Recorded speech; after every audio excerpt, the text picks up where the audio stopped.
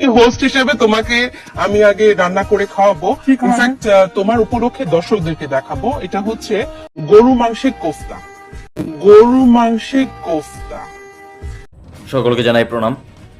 কিছুদিন ধরে আমাদের বিভিন্ন সোশ্যাল মিডিয়া প্ল্যাটফর্মে একটা বিষয় অনেক চর্চিত হচ্ছে, যা অনেক নিন্দনীয় একটা বিষয়।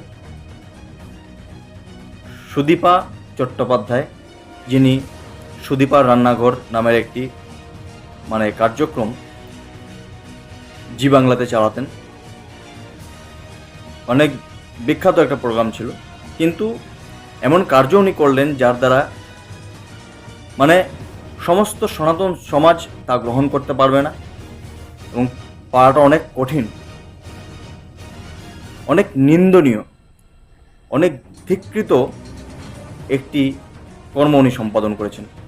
এবং নিজেকে বাঁচাতে তিনি একটি ভিডিও ছাড়লেন, তার মধ্যে নিজেও হুমকি দিলেন যে উনি এই কার্যটি সম্পাদন করেননি। কিন্তু আমরা সবাই দেখতে পাচ্ছি তিনি বাংলাদেশের একটি কার্যক্রমে গিয়ে সেখানে উনি জেনেছেন যে সেই প্লেটের মধ্যে গোমাংস রাখা হয়েছে। একজন ব্রাহ্মণ কন্যা হয়েও তিনি সেখান থেকে সে স্থান পরিত্যাগ করে চলে আসেননি। তারপর তিনি এসেছেন নিজেকে ডিফেন্ড করতে। আমরা এত মূর্খ নই, জনসাধারণ এত মূর্খ না যে আমরা সমস্ত কার্যক্রম যা আমরা ক্লিপ পেয়েছি, যে আমরা কার্যক্রমের যারা যারা কার্যক্রমটি দেখেছেন তারা মূর্খ নয়। কিন্তু যে আপনি বলছেন অনেক সুন্দর সেন্ট বেরোচ্ছে, বা আপনি হয়তো টেস্ট করে দেখেছেন, সেখানে সেই ভিডিও ক্লিপগুলি আছে, প্রমাণ হিসাবে সেই ভিডিও ক্লিপগুলি আছে। আপনি যদি সত্যি সনাতনী হতেন তাহলে সেখান থেকে স্থান পরিত্যাগ করে চলে আসতেন। কিন্তু আপনি সম্পূর্ণ কার্যক্রমের মধ্যেই গোমাংস রান্না করা হচ্ছে তা জানার পরেও আপনি সেই স্থান ছেড়ে চলে আসেননি, বা কোনো ধরনের ক্ষোভ আপনি প্রদর্শন করেননি। তার জন্য আপনার জবাব দিতে হবে, নিজেকে ডিফেন্ড করলে হবে না।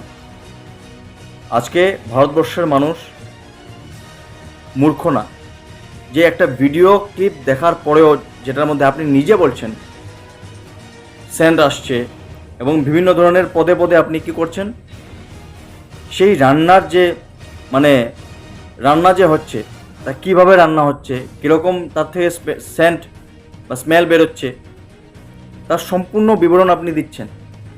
তার অর্থ কি? আপনি সেই যে কার্য করেছে তা সাপোর্ট করছেন, এবং অল্প কিছু টাকার জন্য আপনি এতটুকু নিচে নামতে পারবেন তা আমরা কিন্তু মেনে নিতে পারবো না। এবং সনাতন সমাজ আপনাকে মাফ করবেন। আপনার জন্যই আমাদের সম্পূর্ণ ব্রাহ্মণ যে সমাজ আছে আপনার জন্য কি হচ্ছে, লজ্জিত হচ্ছে। আপনি নিজের সন্তানের উপনয়ন সংস্কারে তাকে সোনার যজ্ঞোপবীত প্রদান করেছেন। এই কার্যক্রমের পরে আমরা সকলেই বুঝতে পারছি যেটা লোক দেখানি এটি কার্যক্রম করেছেন একটু সোশ্যাল মিডিয়াতে একটু নাম বানানোর জন্য। যে সোশ্যাল মিডিয়াতে আমি সোনার পয়সা দিয়েছি তা দেখার পর মানুষ একটু টিআরপি বাড়বে, আপনাকে বেশি জন মানুষ দেখবে। কারণ আপনি যে মানুষ এই গোমাংসকে সাপোর্ট করছে, যারা খাচ্ছেন, যাদের ধর্মতে যারা করছেন তাদের কথা আমি বলছি না, বিধর্মীরা এটা করছে, তাদের ধর্মের মধ্যে আছে কিনা আমি জানি না, কিন্তু তারা করছে। কিন্তু আপনি সনাতন ধর্মের প্রমুখ যে বর্ণ আছে ব্রাহ্মণ, এই ঘরে জন্ম নিয়েও আপনি এত নিকৃষ্টতম কার্য কিভাবে সম্পাদন করলেন, আপনার বিবেকে কিভাবে দিল তা আমরা কিন্তু বুঝতে পারছি। অল্প কিছু টাকার জন্য আপনি এত নিকৃষ্টতম কাজ সম্পাদন করলেন। আপনি জেনেছেন, আপনি দেখেছেন, আপনাকে বলাও হয়েছে, উনি বলছেন যে এখানে বাটির মধ্যে গোমাংস রাখা হয়েছে।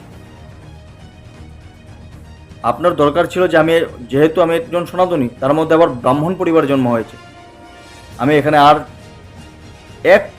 এক নিমিষ থাকবো না, আমি সেখান থেকে চলে আসবো। কিন্তু আপনি তা করলেন। এখন ভিডিওটি ভাইরাল হওয়ার পর সবে যখন জেনে গিয়েছে, তো আপনি সোশ্যাল মিডিয়াতে এসে কি বলছেন কি প্রুফ আছে আমি করেছি? প্রুফ আপনার ভিডিও। সনাতন সমাজ আপনাকে কোনোদিনও মাফ করবে না।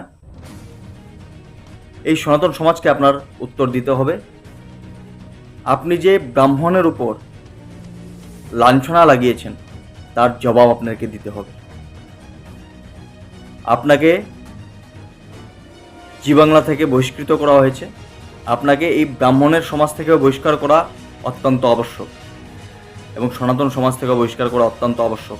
না হলে আপনার মতো আপনার যে কার্যক্রম তা দেখে আমাদের আরও সনাতনীরা ইনফ্লুয়েন্স হবে এবং এরকম নিকৃষ্টতম কার্য করতে আপনাকে অনেকেই ফলো করছে এবং আপনার দেখা দেখে অনেকেই এরকম করতে প্রচেষ্টা করবে। এটা আমরা হতে দেব না বা এটা আমরা সহ্য করতে পারবো না। সেজন্য আমি সনাতন সমাজকে হাত জোর করে নিবেদন করছি,